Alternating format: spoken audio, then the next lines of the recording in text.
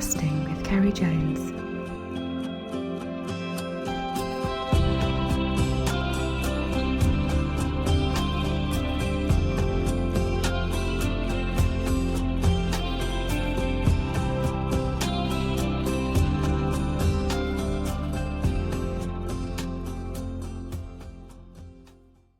I want to start this week by mentioning you might have noticed there is a slight change in sound quality because some recordings have been made over the telephone down to COVID restrictions.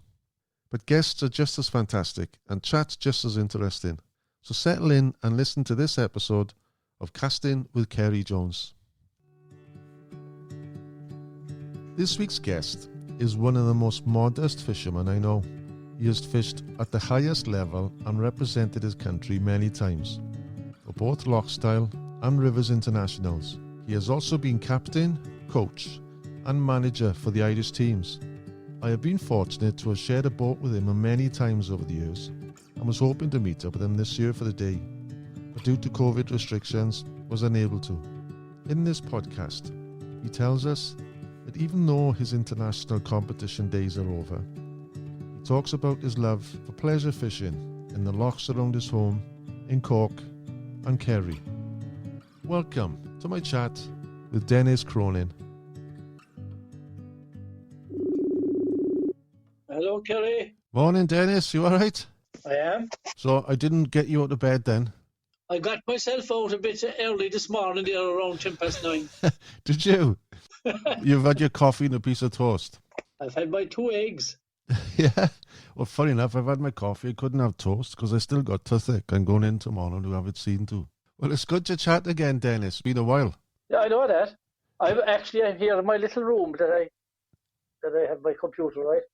And I have the picture you sent to me years ago. I just looked at it there. It was 2012 when we were in Cara Lake together now, as opposed to the international.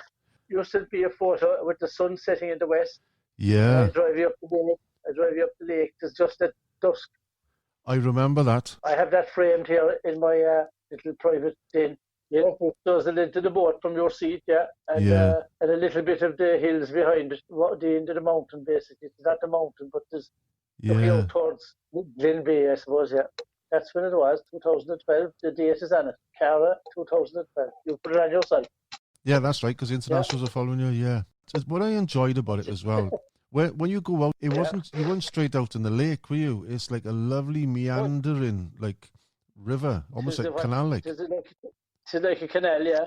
But, you know, there's the salmon lodge there as well, and people try to sneak up because it's private, but they'd sneak up from the lake to troll try to catch them if there's nobody around, but they do come up there. That's a fantastic salmon river, you know. People don't realise it. Oh, yeah. Wow. The river above where the boats are now, where the river really starts, where there's a proper river, that's a great salmon river. And it goes right up into the Cloon Lake where we took you that time. And they finish up there, basically. We've seen lots of them there this year. Did you fish it this year because of lockdown? We fished Cara there recently, before this current lockdown. And we only fished it once, but we had a great day. But we fished Cloon Lake, which is the top of the system, where you were with the buffalo steaks. Yeah, it was great, that was, wasn't it? We fished that a good few times once the lockdown finished, just before the lockdown. And as soon as it finished, we shot back there and fished from the shore. And we actually, I got a salmon there from the shore with my 5-weight rod, landed him. And my buddy hooked 2 salmon there and landed one of them. Is that classed in Kerry? Well, that's Kerry, yeah. Yes, that's right under the mountains. When you're at the very top, you're looking straight down at Corran Mountain, which is our highest mountain. I know it's only a small mountain compared to, we'll say, the Scottish mountains or the European mountains, but it's still our biggest mountain. So it's like everything is relative. Because I remember fishing the upper lake, just above Killarney there, and overlooking the lake, you can see in the top end, is the McGillicuddy Reeks, and aren't they the biggest mountains in Ireland? They are, yes, but Cloon Lake, as the crow flies, is only just over the other side of the mountains there. So you're looking at those mountains from the other side. All right. You get me? Yeah. If you went up, if you walked up, if you got to the top of that lake and walked on the road out of it, you could walk up to Cloon Lake from there. But I wouldn't walk it like. No. It's about 8 miles from there. Well, it's About all 8 miles. rough ground, I guess, over No, cross there's country. a hard back road, but you can drive there, like you could drive it. It's beautiful. It's beautiful countryside if you two different ways, and it is fantastic. The rocks and the whole lot. It's fantastic. I It's loved beautiful it. for you I for was photographs. You know what I mean? I was looking forward the day we went, but it wasn't a day for fishing. It was more a day for the beach. It was No, flat calm, wasn't it? Blue skies. Great day to have yeah, a barbecue and have the steaks and the yeah. wine. And This fishing we went for, we didn't get the fishing. That's the way. That's no, you can't do anything about that.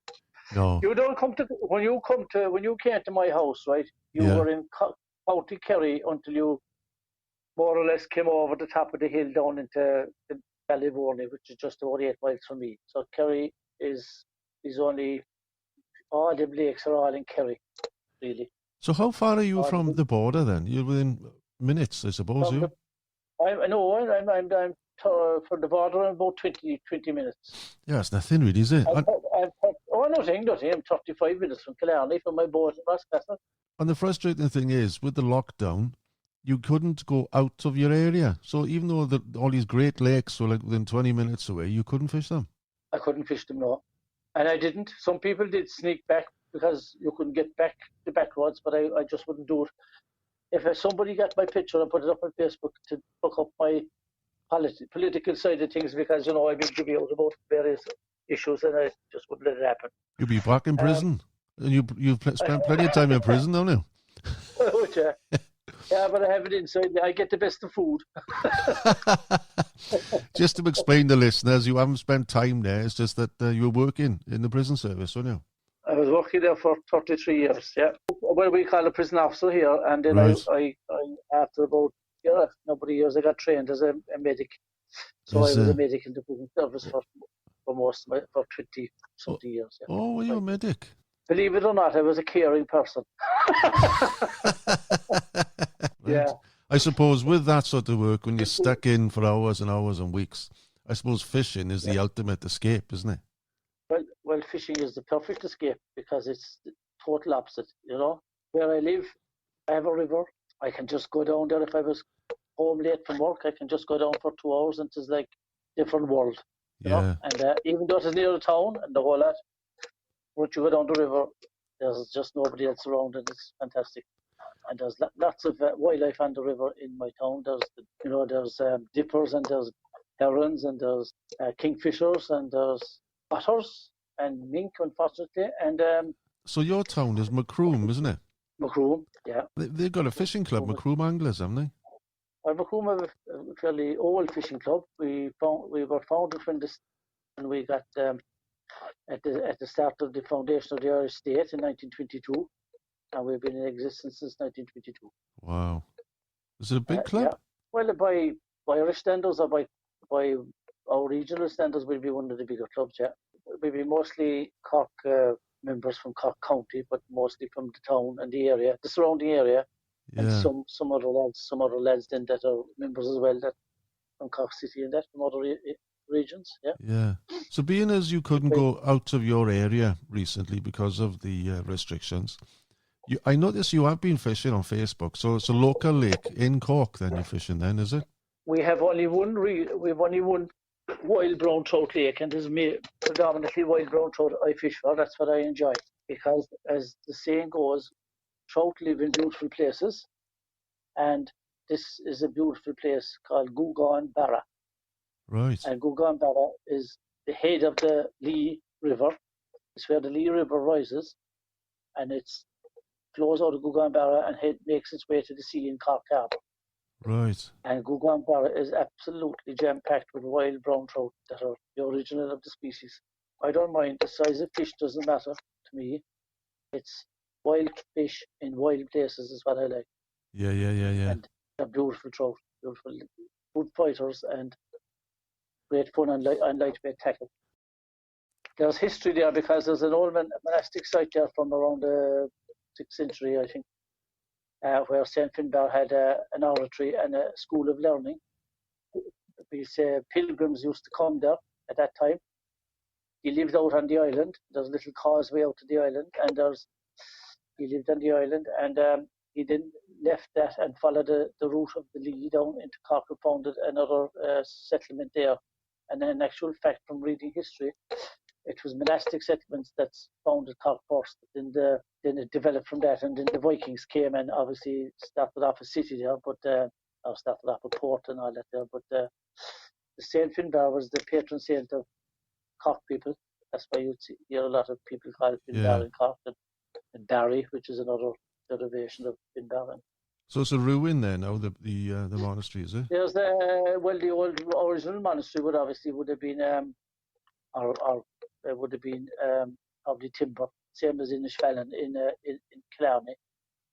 Timber, clay and wattle and all that. Oh, right, But there was other buildings built in the meantime over the centuries, and there's now the remains of old cells and all that there where monks used to live. There's lots of lakes and lochs have got these old buildings and huts and monasteries. Obviously you got the Corrib and you got Curran, wasn't it? Oh, Curran. Oh, that's the one. That's right. There's one there on Church Island. Church Island, out in the middle of the lake, yeah. We fished that. We fished that a few years ago, didn't we? We fished that, yes. We had good fun there. I had great fun subsequently, with my big trout. Oh, what big trout was that? What was it? I have a lovely big trout there on my Facebook profile. All right, that's the 10 pounds. The 10-pound sea trout from Lough Style. Wow. Now, I have to say it has caused some controversy. And I know what you're going to say. I've never claimed that I caught it. I just put it up on the photo. Well, it looks good. A friend of mine caught it, and I said, would you take a picture with me and the fish? And he said yes, with my camera. And I immediately put it as my Facebook profile. And I got, what you might say, a little bit of abuse subsequently from my good friend John Buckley, who caught the fish. How did he? So official now was he caught the fish. Yeah, and that was from Curran, was it? Yeah. That was in Curran, yeah. I thought it was, because I looked at the picture, and it was that area where you get the boats where we set out from. There's like a causeway almost.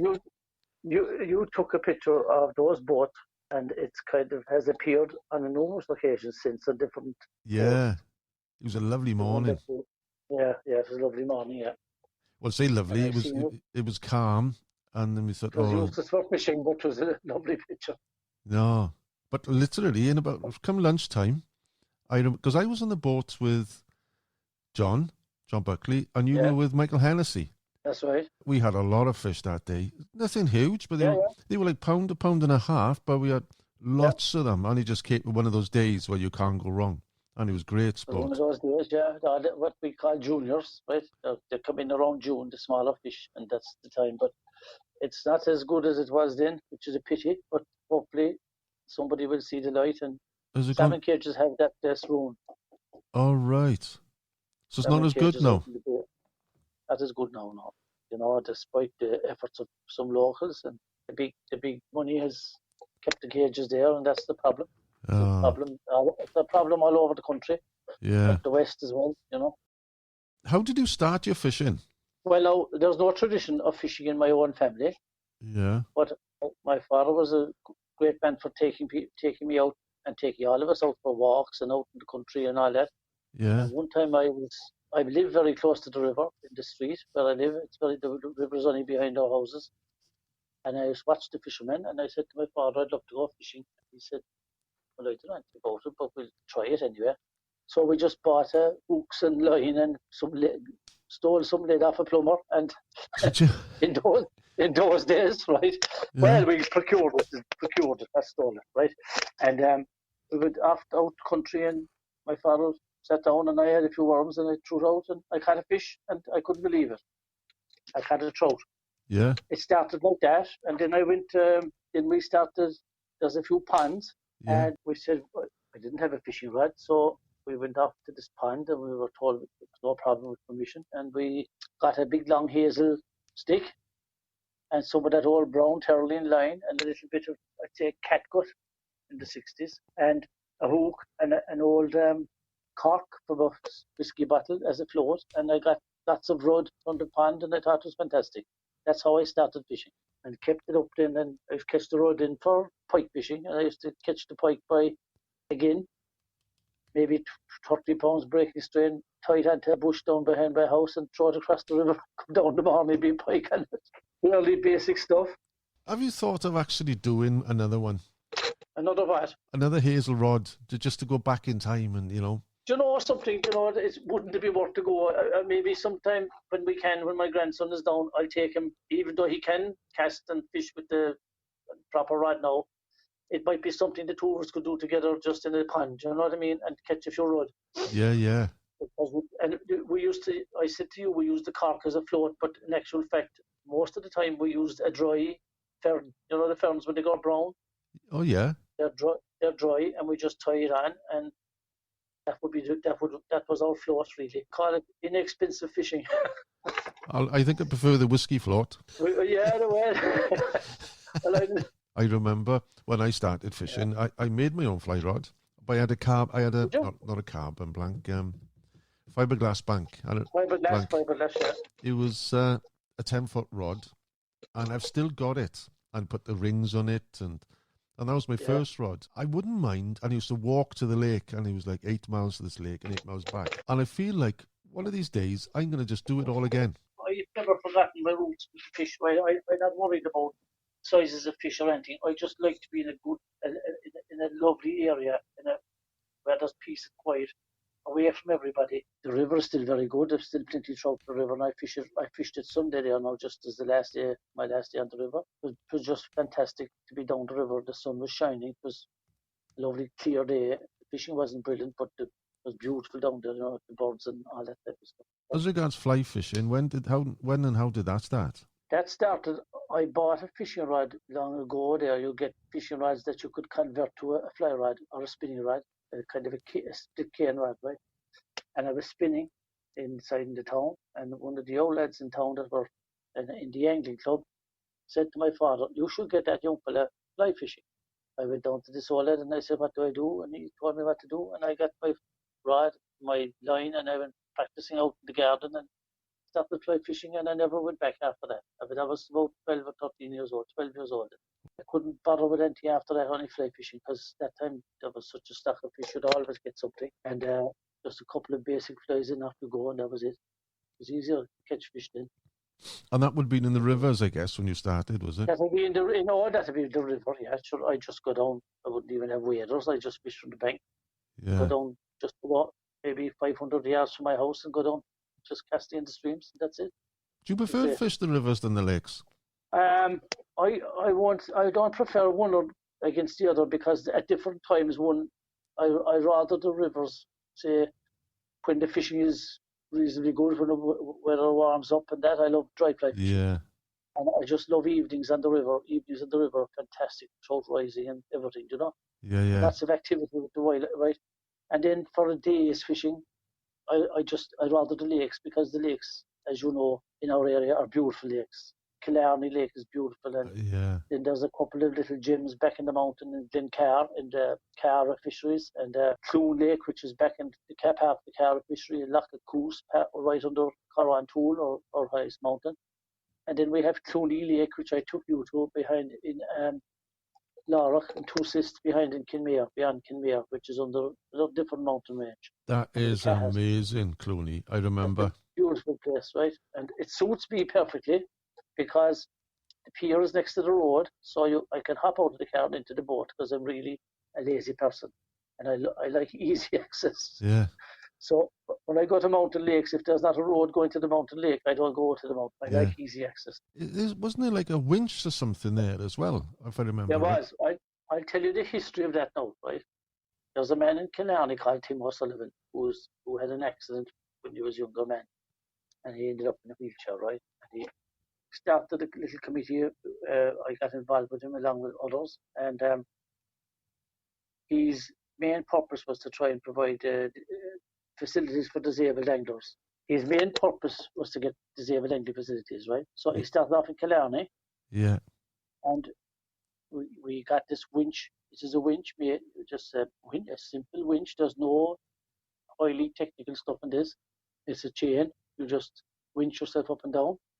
You have to obviously have somebody with you. Yeah. And you can winch the wheelchair into the boat, and off you go.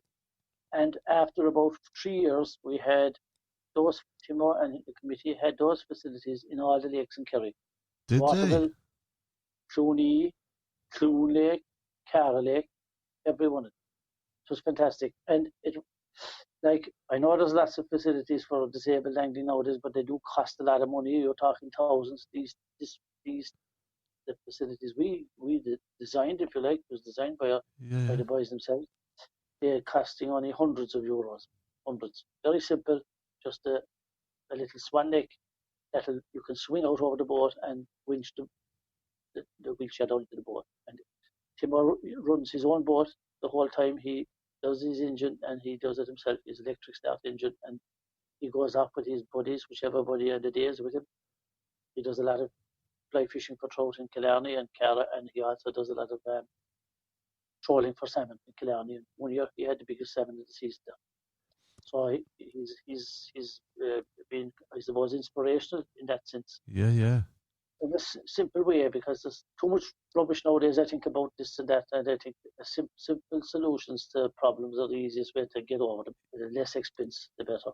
I noticed there's another facility which I reckon every lake should have one, and Clooney has it, and it's a bankside pub. Literally, is a pub on the bank, isn't it?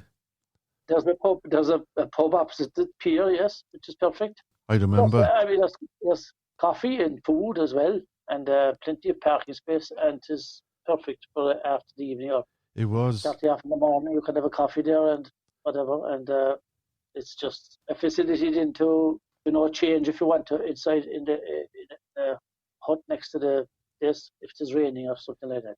It's definitely a place I want to go again. I think we fished the end of the year. It could have been September time, and it was a coldest Saturday. We fished it in September, yeah. I remember it. I remember the day. And then we came in then after, I think we came in for, that's right. We came in for lunch, we did.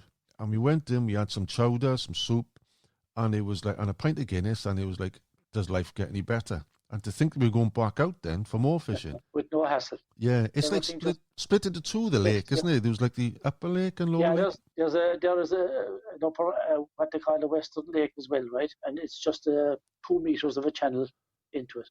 And then above it, which you didn't see, which is it's a beautiful area up there, is there's 2 more lakes above that. Quinn Lake and Urach Lake. And then there's a big waterfall above the 2 lakes. Just a fantastic valley if you get there at the right time after a bit of rain and the right sunlight and all that. It's a fantastic place to see with the big waterfall down the rocks. Do you get salmon in Clooney?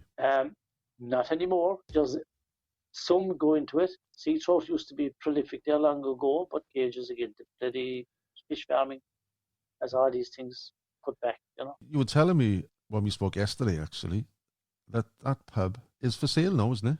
It's for sale. It's on the market at the moment, yes.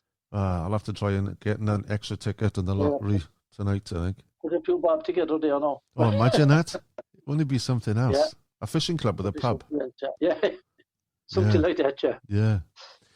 You do an awful lot of competition fishing, don't you? Well, this year, obviously, we've had a few competitions, but not so many. A small group of us, 12 of us, but we're back in Clooney because we can do the socially distancing thing there and all that. We don't kind of, we can keep people away from each other. But I have done over the years, I've done an awful lot of competition fishing. I was very intense about it 20 years ago. Nowadays, at my age now, it's a young man's game for to succeed, I think, at the higher level. But you could still enjoy a day out, Yeah. I still enjoy competition, and I do enjoy the competitions. I enjoy the competitive element, I have to admit. I have, as you know, I've fished for Ireland, and I've fished in the Worlds and Europeans, fished in the home internationals, 4 nations internationals. But I don't even kind of really envisage ever doing that again. I just enjoy.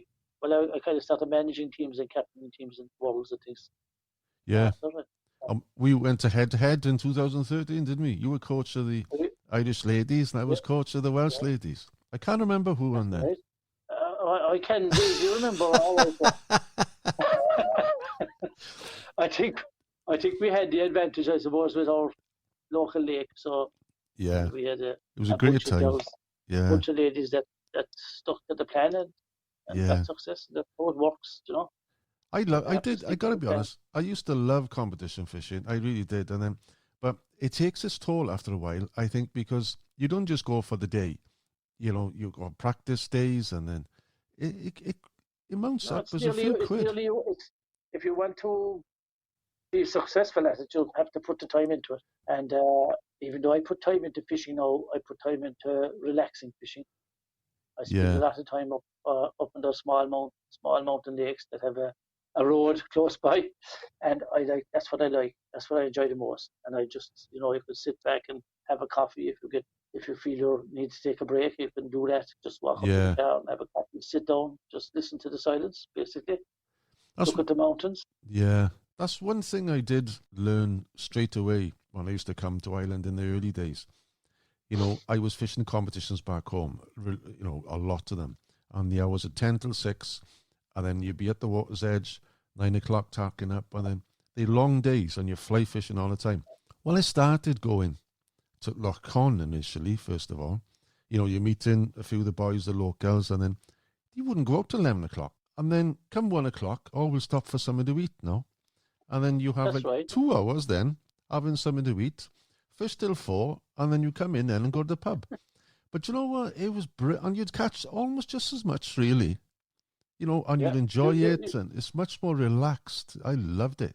you would. Yeah, fishing, despite what people think, can uh, can wear you down if you keep at it. You're at it a couple of days, you'll be tired after it, Yeah, And people think it's not physical, but it is actually very much concentration the whole time. Because in some of the big lakes, you might only get 2 chances in the day. It's different in yeah. the mountain lakes where you could get 50 chances in the day. You'll catch a fish even if you're not concentrating. Find the way. So it is great fun like that. I remember one of Yeah. the last comps I did. I fished actually. I've done a few since, but not too many. A handful was over in Lough. Was it yourself and John Buckley were running it for the club or something? It was like a big international.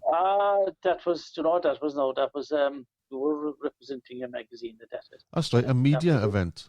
But was there a was, media event for pre European Championships in 2009, and you came the year before, probably maybe even the year before that. I would That have, yeah.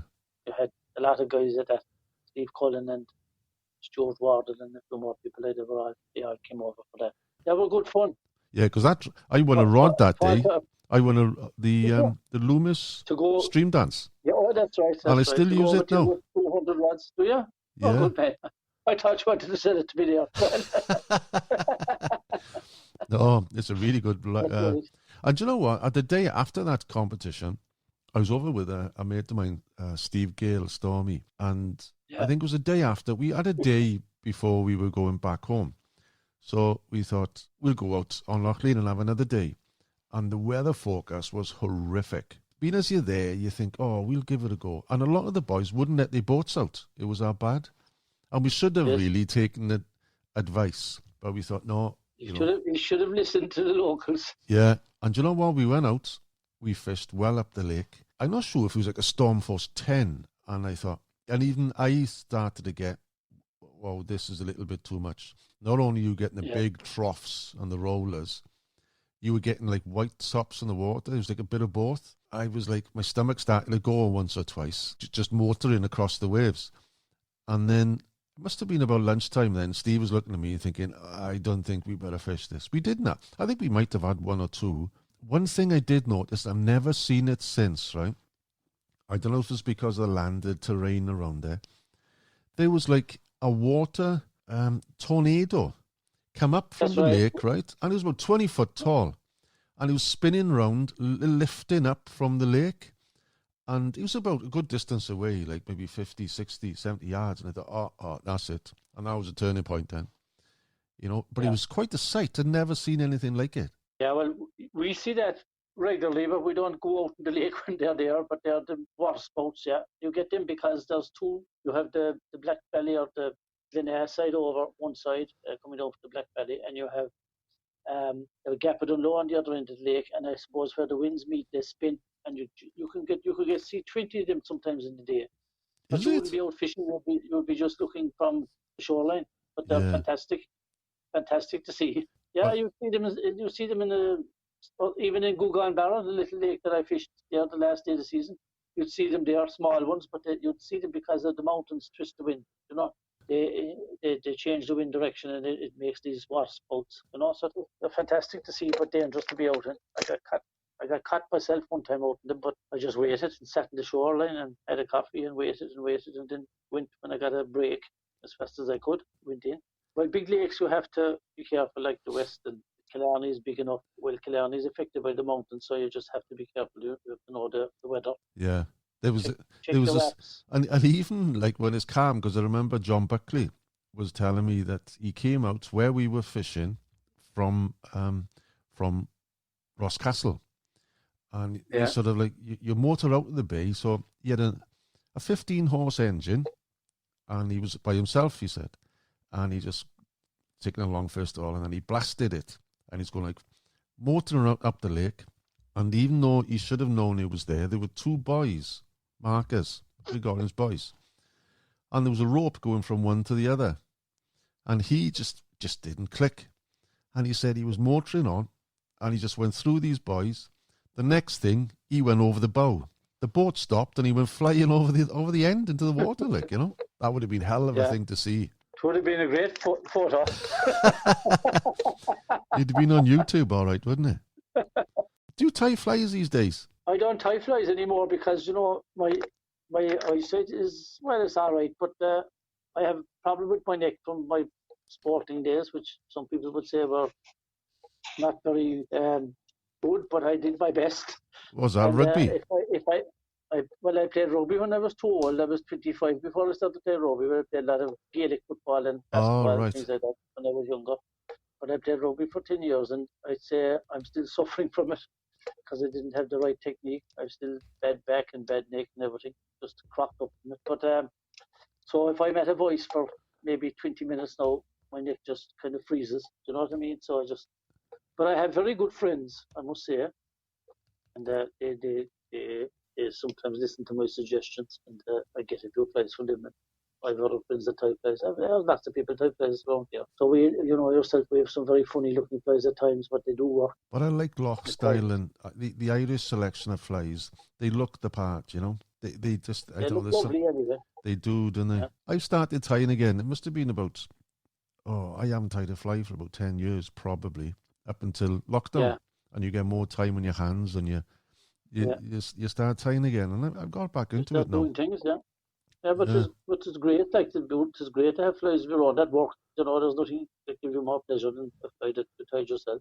It's just where you were on about competitions there, like, and just like develop the competition scene a good bit in recent years there now, which is great. Like, and obviously that I'm mainly with taffy, which is fishes in the world and Europeans. Yeah.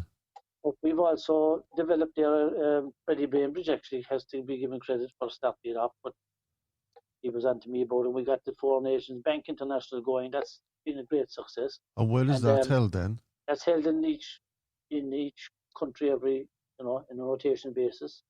On still waters? Still waters, yeah, still waters. Oh, right. It's only going on, I don't know how many years it's going on now. I know I was involved at the very start of it, but I suppose it's going on 10 years. It was held this year in Ireland, and England won it, or last season's one. But and we have another competition then that's run under, basically it's run like a fixed moose competition, but it's 3 lakes and 1 river, which means it's kind of the opposite to the Pips Moose competition, which are 3, 4 rivers usually, and maybe 1 lake, or else 5 rivers. This one is the other way around, to give the lake boys a chance. And so really the French lads that came up with it, so myself and the French lads got it off the ground, and it's now 6 nations, from 5 nations to 6 nations. So it's great. It's a great one, and it's been held in France, and now Wales haven't taken part in it ever, which we've been disappointed. But Scotland and England and France, ourselves, and Norway are in it now. Norway have looked to come into it, and it was supposed to be held this year, just in September there in our area here, near Macomb, based in Ballyboney, in the Mills Inn, which I think you've been in. Yes, yeah, I stayed there. We'd have had a session in Guggenbarra, 2 sessions in Killarney, and 1 on the black water. Are they a bank, not from a boat? No. The one in Gugan is from the bank, and one in Killarney is 2 boat sessions. All Phipps Moosh, all catch and release, all that type of stuff. And that has been a great success, you know. I suppose with your competition fishing, you've travelled a lot of places, a lot of countries, have you? I suppose I've travelled all over the world between competitions and just travelling with the friends that I met. Yeah. I was in New Zealand and Newfoundland in the 1 year. I was in New Zealand in March. And I was in Newfoundland in July with a few friends, which was fantastic. So the fishing was only okay, but I won't say crack because people might misunderstand me. But the crack on the phone in Newfoundland was absolutely fantastic. It was a fantastic place to go to. Newfoundland. You know? And there's a lot of St. John's. We stayed in St. John's. God, there's a huge Irish connection there because the Irish went up there in the 1800s of processing the cod. And now it is all, you get people there with a kind of an Irish Canadian accent, which is fairly unusual, I must say. But you know that they have Irish ancestry because of their accent, you know what I mean? Yeah. And there's lots of O'Briens and Powers and all these names there, which are all kind of Waterford. Is there good trout fishing there? There's no, where we were, it was all, as they call ponds, all lakes, right? Yeah. And there's good trout in them, but very difficult to catch. No, they have no real boats, proper boats for to drift or anything like that. Yeah. So it's difficult. But we got some lovely trout there, all right. We never got up further up the Labrador, and that's where all the salmon fishing and that type of river fishing is, you know. But we enjoyed it, I must say. I bet. But, I got an opportunity next year. Depends what the restrictions are, to go to Patagonia. That'll be something I'll be looking forward to if it comes off. Yeah, I know people that have gone there, like, and they've enjoyed it, but apparently it's huge wind there, and depending on the weather, it can be very hard, physically demanding. But there's a Welsh community there as well. See, there's a lot of Welsh people. Oh, there is. I know. I saw the documentary about those guys. Yeah. And they're all the time singing. They must be very happy. Yeah, there's a Welsh community there, and there's a huge Welsh community, or Irish community in Argentina, then, you know, way back as well. There's Irish communities everywhere you go. We're taking over the world, but we don't say anything about it. But yeah, it is great. The travelling is great, like. But you know, there's fantastic places that stick out in my mind. I loved Sweden now, like Lapland. I fished there, and I fished there in the European Championships, 2004 or something, right? And I went back there the following year with a group of friends, 11 of us. We had a ball there fishing, and it was all about, you know, grilling and big trout, and it was fantastic. And some of the guys were lake fishermen, but we made them fish rivers and that, but it was fantastic, you know. And it was, apart from the beer, it is not expensive there, you know. I loved it there. I've been there a few times actually, all from the south all the way up to the north, and I've had nothing memorable fish size wise, but I've had some fantastic trips. You know, the people there are friendly, and I got loads of grayling, but I think it's the north of Grayling which is known for the big grayling. I think the north of Sweden. Yeah. The north of Sweden, that's the place to go. Yeah. And you could be in a river there all day and you'd never see. There's just nobody living. Once you're outside the cities, it's very, very low populations, you know. It's very spread out. But they're lovely, you know, lovely people and all that. You know, they talk way and they have a bit of fun. Like, you know, my first foreign trip really was when I fished in the worlds in Kamloops in British Columbia. Like, I thought that was out of this world for somebody like myself that hadn't been that far away, you know. Yeah, British Columbia. And, it was all lake fishing, and it was all for these rainbows, but sure, there's the native fish there, so they're fantastic. It was like catching salmon, you know what I mean? They were fantastic fish to catch, and streamlined and very good fighters, and they were, you know, up to 5-6 pounds weight. They were fantastic. But like everyone talks when they think of you know, the cream of fly fishing, a lot of people talk of New Zealand. Now, I've never been, but you were saying it wasn't that great when you went, was it? I was in New Zealand, and I suppose just for the World Championships as a manager, right? But I had some fantastic fishing there in the rivers, which is all river. I just went off one day myself and looked at the map and found the river, and I had fantastic fishing. Big fish in one river. Not so many fish, but big fish, maybe 5 pounds weight, right? And the nymphs down deep. And then in another river, I just caught. I know the fishing was good. I know, Ceri, the fishing was good. I fished another river a river not too far from Rotorua, and I probably had 60, 65 fish the same day. Just traditional wet fly fishing, which the New Zealanders don't seem to do. Greenwell's boiler, a sherry spinner, and a little hare's ear nymph on the point, on the Cork and Ice Blue intermediate, stand in the middle, fishing left, right, left down the river. Fantastic fishing. Wow. All fish around 2 pounds. I really enjoyed it. Plus, the whole experience was fantastic. Weather was beautiful, food was brilliant. It's not expensive. It's easy to get around. Again, once you're outside this, even Rotorua is supposed to be a big town, but it's just easy to get around. And once you're outside it, you're in wilderness, really. There's no big, so many little villages in that half, fantastic. Have you been over to Wales, over here? I fished in the Centenary International in Brennig in 2000, so I've been to Wales, and we had planned to go to Wales this year for the grayling. Wales is actually very accessible. It's just that we didn't do it yet, so we must do it. Maybe we'll do it next winter. We have got some fantastic grayling fishing.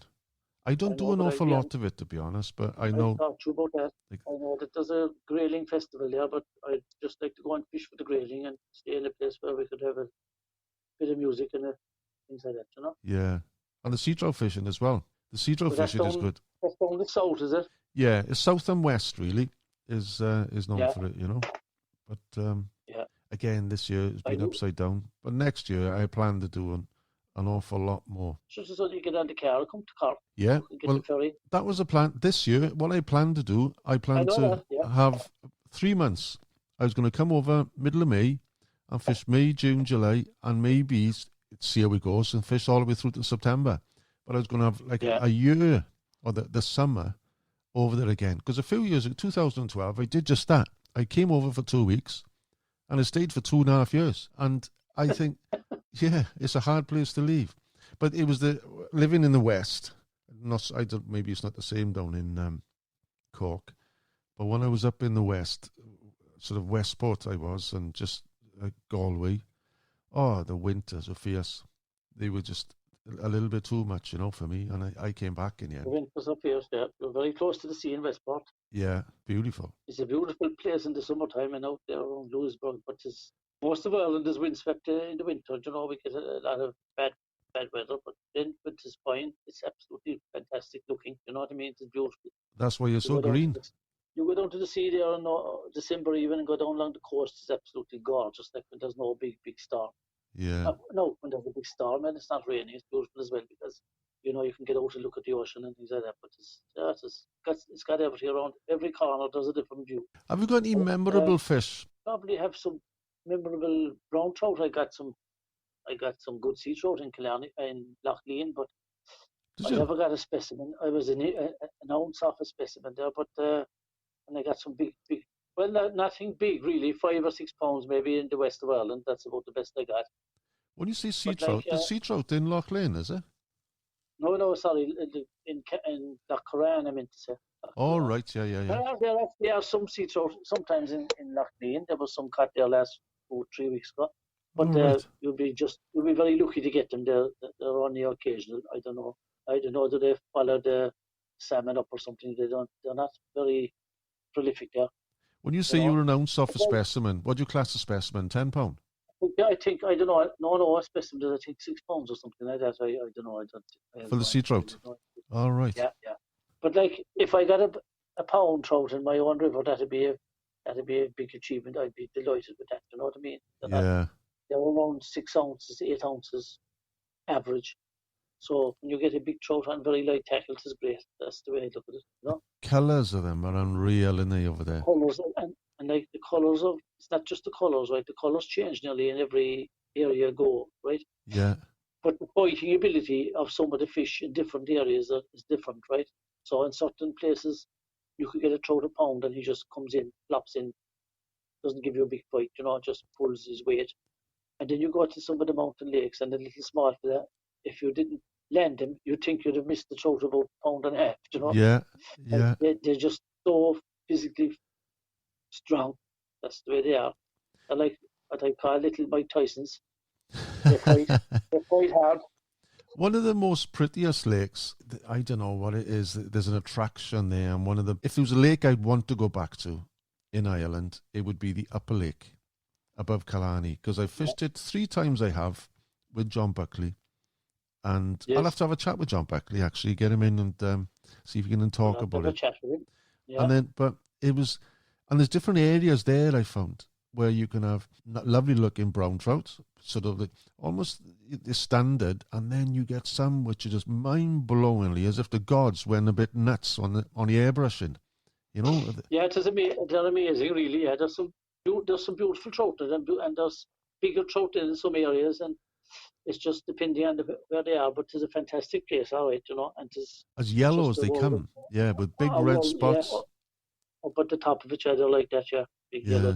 Yeah. That lake, like I said, 3 times I've been there. Each time I've hooked a salmon or turned a salmon. And it's because these little trouts, which, you know, in the main, probably about 8 ounce to a pound. I think I had one about £1.25 once. But that's the big one. Yeah, and it was a lovely fish. And then your sensitivity is heightened. You're waiting for these takes and the splash on you. And because of that, all of a sudden, when you get a salmon, you're too keen. And I struck, and you can see the thrash and the swirl, and as he's turned away, and I missed them, you know. Yeah. But they're there. All those lakes have salmon. You know, all those lakes we've spoken about have salmon. All the Kerry lakes have salmon in them, you know. But you have, you know, like there was a good run of salmon this year in Killarney, for instance, and there was always a chance of catching one if you were fishing for trout. So you had to be aware of that. It'd be interesting to see next year what sort of the fishing is going to be like, because there was less anglers on this year. Will it be more fish around and bigger fish? There was a lot less anglers this year. I've been out in Killarney this year a good few times, and I'd say some days we were there on our own. That's a big lake. Maybe one boat more, maybe. That's it. Yeah. It was just, everything was so quiet. Even the deer would nearly come down and sit next to you. They weren't disturbed this year, you know, because of the lack of tourism and everything, you know, like tourists and visitors. Well, let's hope it'll be busier. That happens over in the where there's an area between Lough Mask and Lough Corrib, where the river it is actually joined. People say it's not joined, but it is. It's joined by a river underground. And Lough Mask and Lough Corrib. Yeah, it is. Yeah, Lough Mask. No, there's a canal. There may be the dry canal. There's a canal there where the water they blasted it one time. Yeah, and I presume it was underground one time, but they blasted it with the that they could use the cruisers to come up and down for tourism and that, but sure, it never worked out. It's porous. Yeah, that's right. And I tell you what, one of these planners must have had Uric when it didn't work out, because you know there's like a canal. It's a dry canal. It sort of goes, it flows, and all of a sudden it disappears, and then it comes up again. But there's all limestone, you see, the whole place, even Mayo, there's parts of it, there's all these turlocks, they call them, right? Yeah. And sometimes there's a pond, and then during the summer there's no water, and sometimes the bloody thing falls through. You know, there could be a hole, and there could be a hole there. Another time when they collapse on top of themselves, you know. There's all underground waterways there, yeah. I remember the first time I fished the Mask. And I took the boat out, me and my friend Andrew, we went out. And it was September, so we didn't expect much, and it was hot. We were looking at the map, and we went to this spot, which is the mouth of the canal. So we thought, it's as good a spot as any. There was what I thought at the time was double-figure salmon leaping in this one area. You must have saw half a dozen of them. And it was late in the evening, sun going down, and it was like a really special experience. Look at these salmon. We couldn't touch them. We went back to the butcher's, Thomas Ryan, the following day, and we said, "Oh, you want to see the salmon we saw on the Mask?" And he looked at me and he shook his head. There's no salmon in the Mask. Yeah, so these fish we'd seen weren't salmon; they were double-figure browns. Whatever, yeah, and that's the place where the big ones are. Yeah. All the canal there and the mouth, all that area. Yeah. They're huge fish there and all them shallow gullies and all that. The dog holes they call it. I was going to say, when I said to you when I started fishing, right? Yeah. I used the hazel stick and all that. Yeah. And in actual fact, I picked out something this morning there from William Butler Yeats. William Butler Yeats was a poet from Sligo, and he wrote a lot of poems that were related to water and the land and all that. You know? So his poem, A Wandering Angus, and one of the verses was, "I went out to a hazel wood because the fire was in my head. I cut and peeled the hazel wand and hooked the berry to a thread. And when white moths were on the wing, and spot-like stars were flickering out, I dropped the berry in the stream and caught a little silver trout. That's class. Well, I've enjoyed this chat. It's made me feel I missed Ireland more than I already have, But I'm looking forward now to next year. There's one question I want to ask you, which I ask everyone just to wrap up. Where would you want to be to make your last cast? Well, I'd say I'd like to make my last cast on my own river, Salon, below on this summer's evening on the Danzig Bank, we call it, as Danzig is in Germany, the Danzig Bank, because it's a beautiful gravelly area where lots of fish rise and it's perfect for dry fly, and that's where I'd like to finish my days. If they can be hauling me up out of there, if I hop down there, it'd be great. That's what I'd like to go. My own river, because you're looking west, you can see the sun and the light, and it's beautiful. So that's where I'd like to be on my last day. You're welcome anytime you want to come, Kerry, as you were before. Well, thanks again, Dennis. Take care and hope to see you next year. If this is your first time tuning in, make sure you catch all future episodes by clicking subscribe via the links on my website, castingwithkerryjones.com, or via iTunes or your favourite podcatcher. If you like what you've heard on this episode, feel free to drop me a line via my website. Tell me what you've enjoyed, ask a question, or better yet, tell me what you want to hear more of in the future. And if you're looking for additional tips, tackle reviews or venue information, or just want to see what's been hit in the back of my net lately, search up Casting with Kerry Jones on Facebook or follow me on Instagram. And if you still want more, I'm regularly uploading video content onto the Casting with Kerry Jones YouTube channel, so just check that out and subscribe over there too. Wherever you follow, subscribe, comment or message, I look forward to catching up soon for a good fishing chat. Well, I think that's all for now. So until next time, tight lines and don't strike too soon.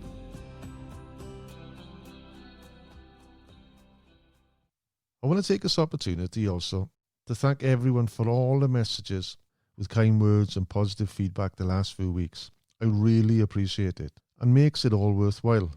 And finally, I hope all will return back to some normality soon. Until then, stay safe.